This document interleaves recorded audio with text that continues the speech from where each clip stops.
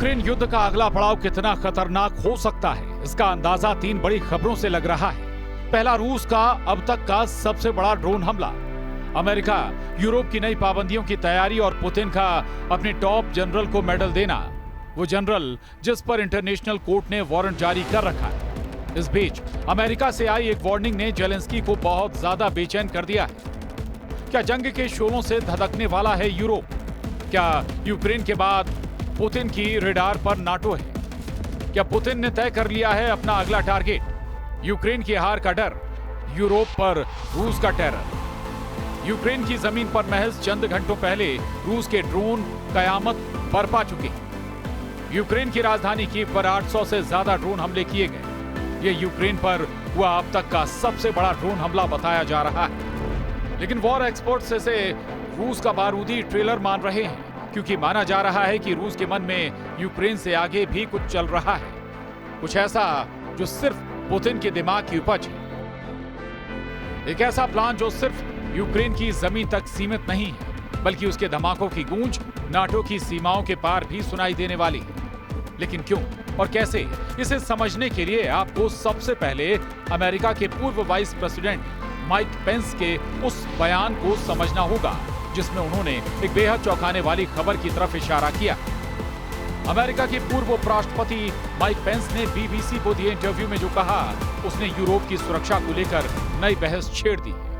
Pens ने साफ शब्दों में चेतावनी दी कि अगर यूक्रेन रूस के सामने हार गया तो इसमें कोई शक नहीं कि अगला निशाना नाटो की सीमाएं होंगी। यानी यूक्रेन की लड़ाई केवल एक देश की जंग नहीं है, बल्कि पूरे यूरोप की सुरक्षा की जंग है। पेंस ने कहा कि पुतिन की महत्वाकांक्षाएं यूक्रेन की सरहद से कहीं आगे तक फैली हुई हैं। अगर उन्हें यहां जीत मिलती है तो रूस को और ताकतवर और ज्यादा खतरनाक बनने का मौका मिलेगा। उस स्थिति में नाटो के सदस्य देश सीधे सीधे खतरे की जद में आ जाएंगे। उनका यह भी कहना है कि अमेरिका को एक बैकस्टॉप यानी सुरक्षा की गारंटी के तौर पर खड़ा रहना होगा, जबकि यूरोपीय देशों को इस जंग का असली नेतृत्व करना होगा। उन्होंने कोएलिशन ऑफ द विलिंग की कोशिशों की सराहना की और कहा कि मजबूत सुरक्षा गारंटी ही एक जस्ट एंड लास्टिंग पीस यानी न्यायपूर्ण और स्थायी शांति का रास्ता खोल सकती है। यानी माइक पेंस की नजर में अगर आज यूक्रेन गिरा तो कल यूरोप के कई देश भी उसी आग में झुलस सकते हैं। यूक्रेन की राजधानी कीव पर 800 ड्रोन बरसाना ये महज एक हमला नहीं था, बल्कि रूस का वो इशारा था जो आने वाले वक्त का सबसे बड़ा खतरा साबित हो सकता। पश्चिमी खेमे के रणनीतिकार साफ कह रहे हैं, ये अटैक असली युद्ध की महज झलक है। ट्रेलर, असली फिल्म अभी बाकी। यानी पुतिन की सोच यूक्रेन की सीमाओं पर रुकने वाली नहीं। उनका विजन है यूरोप को सीधा डर और दहशत के साए में धकेलने का। अब जरा सोचिए, जब ड्रोन की बरसात ने एक ही रात में यूक्रेन की नींद उड़ा दी, तो अगर यही खतरनाक खेल नाटो की जमीन पर शुरू हो जाए तो हालात क्या होंगे? यही वजह है कि वॉशिंगटन से लेकर पेरिस और बर्लिन तक हलचल मची है।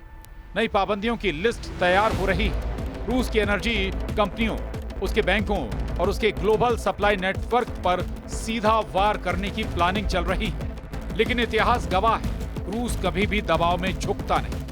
और इस बार भी पुतिन ने पश्चिम की सख्ती का जवाब और भी ज्यादा सख्त अंदाज में दिया है।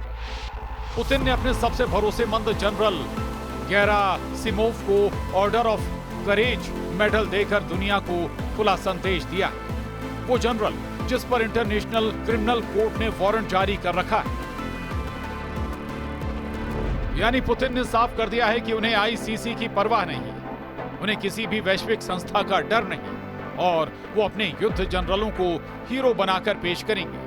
ये तस्वीर रूस की उस रणनीति की है जिसमें सैन्य ताकत के साथ साथ प्रोपेगेंडा भी शामिल है। घरेलू मोर्चे पर जनता को यही दिखाया जा रहा है कि उनका नेता पुतिन पश्चिमी साजिशों से लड़ रहा है और उनके जनरल देश की शान है। लेकिन सवाल यही है कि जब दुनिया का सबसे ताकतवर सैन्य गठबंधन नाटो भी इस आग की जद में आने लगेगा, तो क्या हालात केवल चेतावनी तक सीमित रहेंगे या फिर यूरोप सचमुच जंग के मैदान में तब्दील हो जाएगा? क्योंकि ड्रोन हमलों के अलावा रूस की रणनीति में साइबर अटैक, ऊर्जा की सप्लाई रोकना और हाइब्रिड वॉरफेयर भी शामिल है। यानी पुतिन सिर्फ गोलियों और मिसाइलों से नहीं बल्कि गैस पाइपलाइनों और इंटरनेट सर्वर से भी युद्ध छेड़ सकते हैं। यूरोप के लिए आने वाली सर्दियां किसी नए इम्तिहान से कम नहीं होंगी। अगर रूस ने गैस और ऑयल का नल बंद किया तो शहरों की रोशनी से लेकर फैक्ट्रियों की मशीनें तक थम सकती हैं। और यही वो दबाव है जिसका इस्तेमाल पुतिन नाटो और यूरोपीय देशों पर करेंगे ताकि पश्चिम को झुकने पर मजबूर किया जा सके। यानी तस्वीर बेहद साफ है। एक तरफ माइक पेंस जैसे नेताओं की चेतावनी, दूसरी तरफ रूस का अब तक का सबसे बड़ा हमला और तीसरी तरफ पुतिन का अपने जनरल को सम्मानित करना। ये तीनों घटनाएं मिलकर आने वाले तूफान का इशारा दे रही है। रूस की आक्रामक रणनीति को समझना हो तो नजर डालनी होगी पिछले 2 हफ्ते की जंग पर। ड्रोन और मिसाइल अटैक सिर्फ यूक्रेन की राजधानी तक सीमित नहीं रहे। खार्किव, ओडेसा और डोनबास के कई शहर लगातार टारगेट बने हुए हैं। यूक्रेनी खुफिया एजेंसियों का दावा है कि रूस ने ईरान और उत्तर कोरिया से नए बैच में हथियारों की सप्लाई तेज कर दी है। यानी पुतिन इस जंग को लंबा खींचने की तैयारी में और इसके लिए उन्हें सैन्य रसद की कमी रोकनी होगी। अमेरिकी रक्षा विभाग की रिपोर्ट कहती है कि रूस हर हफ्ते औसतन 1500 से ज्यादा ड्रोन और मिसाइलें तैयार कर रहा है। रूस का औद्योगिक ढांचा अब सिर्फ एक चीज पर केंद्रित है, युद्ध। लेकिन कहानी यहीं तक सीमित नहीं। मैदानी जंग के साथ रूस ने कूटनीतिक मोर्चे पर भी अपने पत्ते खोल दिए। चीन और रूस की हालिया मुलाकात को लेकर पश्चिमी विशेषज्ञों का कहना है कि यह मुलाकात सिर्फ दोस्ताना तस्वीरों की नहीं थी बल्कि यूरोप के लिए नया सिरदर्द बन सकती है। चीन ने रूस को सीधे सीधे हथियार देने से इनकार किया है, लेकिन डुअल यूज टेक्नोलॉजी यानी ऐसे उपकरण जो सिविल और मिलिट्री दोनों कामों में इस्तेमाल हो सकें, उसकी सप्लाई पर चुप्पी साधी हुई है। दूसरी तरफ नाटो की तैयारी भी कम नहीं। ब्रसेल्स में हुई हालिया मीटिंग्स में फिनलैंड और पोलैंड ने खुलकर चेतावनी दी कि अगर यूक्रेन हारा तो उनकी सीमाएं सीधे खतरे में होंगी। यानी नाटो के छोटे लेकिन संवेदनशील देश अब सीधे सीधे रूस को चुनौती देने की मांग उठा रहे हैं। और जब बात पुतिन की महत्वाकांक्षाओं की हो तो एक अहम सवाल हमेशा उठता है, क्या उनका असली मकसद सिर्फ यूक्रेन को गिराना या फिर सोवियत यूनियन के पुराने नक्शे को फिर से खड़ा करना? क्योंकि उनके हर भाषण में ऐतिहासिक गलती सुधारने की बात दोहराई जाती है। तस्वीर साफ है, यूक्रेन सिर्फ पहला पड़ाव है, मंजिल कहीं और है। अब जरा सोचिए, यूरोप की सीमाओं पर अगर ये जंग फैलती है तो असर सिर्फ टैंकों और मिसाइलों तक सीमित नहीं रहेगा। स्टॉक मार्केट से लेकर ग्लोबल ऑयल प्राइस तक हर सेक्टर इस आग की लपटों में झुलसेगा। पहले से ही जर्मनी और फ्रांस में महंगाई रिकॉर्ड स्तर पर पहुंच चुकी है। अगर ऊर्जा संकट और गहरा हुआ तो यूरोपीय जनता की नाराजगी सड़कों पर दिखेगी। यही वो मोमेंट है जहां पुतिन को बढ़त मिल सकती है, क्योंकि उनकी स्ट्रेटजी सिर्फ युद्ध नहीं बल्कि मनोवैज्ञानिक दबाव भी है। अगर यूरोपीय जनता अपने नेताओं पर दबाव बनाएगी तो नाटो की एकजुटता खुद ब खुद टूट सकती है। ब्रिटिश इंटेलिजेंस की रिपोर्ट के मुताबिक रूस पहले से ही सोशल मीडिया प्लेटफॉर्म पर फेक न्यूज और डिसइंफॉर्मेशन कैंपेन चला रहा है। यानी यूरोप के भीतर से ही यूरोप को अस्थिर करने की कोशिशें शुरू हो चुकी हैं। तो सवाल यही, क्या ये सब मिलकर यूरोप को उस खाई की ओर धकेल रहे हैं जहां से वापसी नामुमकिन होगी, या फिर अमेरिका और नाटो अपने संयुक्त मोर्चे से रूस को रोक पाएंगे? इतिहास हमें यही बताता है, हर बड़ी जंग पहले चेतावनी बनकर सामने आती है और इस बार चेतावनी यूक्रेन की जलती हुई धरती से उठ रही है, जिसकी गूंज यूरोप तक सुनाई दे रही है। लेकिन इस पूरी जंग का सबसे बड़ा हथियार सिर्फ मिसाइलें और ड्रोन नहीं है, असली बारूद है प्रतिबंधों की सियासत। अमेरिका ने रूस को दबाने के लिए जिस सेकंड स्टेज सैंक्शंस का रास्ता चुना है उसे समझना बेहद जरूरी है। डोनाल्ड ट्रंप ने अपने नए फरमान से साफ कर दिया है कि रूस पर अब सिर्फ सीधी पाबंदियां नहीं लगेंगी, बल्कि जो भी देश रूस की मदद करेगा वो भी अमेरिकी शिकंजे में आएगा। इसे कहते हैं सेकेंडरी सैंक्शंस, यानी रूस के साथ बिजनेस करने वालों पर भी वही सजा जो रूस पर लगाई जा रही है। सोचिए इसका असर कितना बड़ा होगा।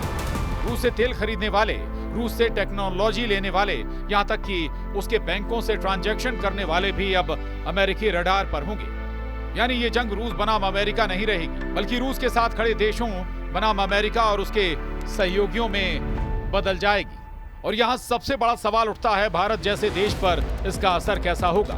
भारत ने अब तक रूस से सस्ती कीमत पर कच्चा तेल खरीदा है, लेकिन अगर अमेरिकी सेकेंडरी सैंक्शंस लागू हो गए तो भारतीय कंपनियों और बैंकों पर भी असर पड़ सकता है। भारत को अपनी ऊर्जा सुरक्षा और रणनीतिक रिश्तों के बीच बेहद नाजुक संतुलन साधना होगा, क्योंकि अमेरिका की कोशिश साफ है, रूस की सप्लाई लाइन तोड़ना, उसे अकेला करना और उसके युद्ध के इंजन को ठप करना।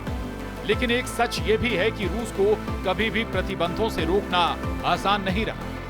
2014 में क्रीमिया पर कब्जे के बाद भी पुतिन पीछे नहीं हटे, बल्कि और मजबूत होकर लौटे।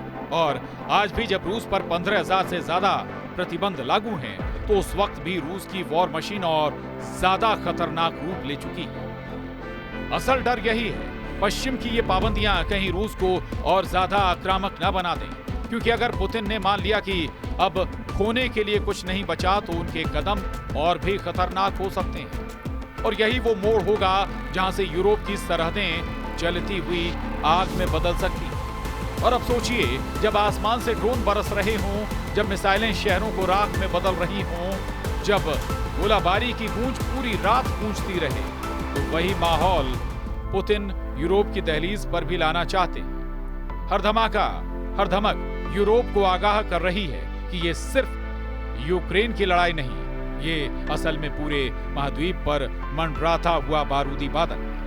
अगर रूस ने नाटो की सरहदों पर एक ही मिसाइल दाग दी, तो फिर खेल सिर्फ दो देशों का नहीं रहेगा, ये तीसरे विश्व युद्ध की दहशत में बदल जाएगा।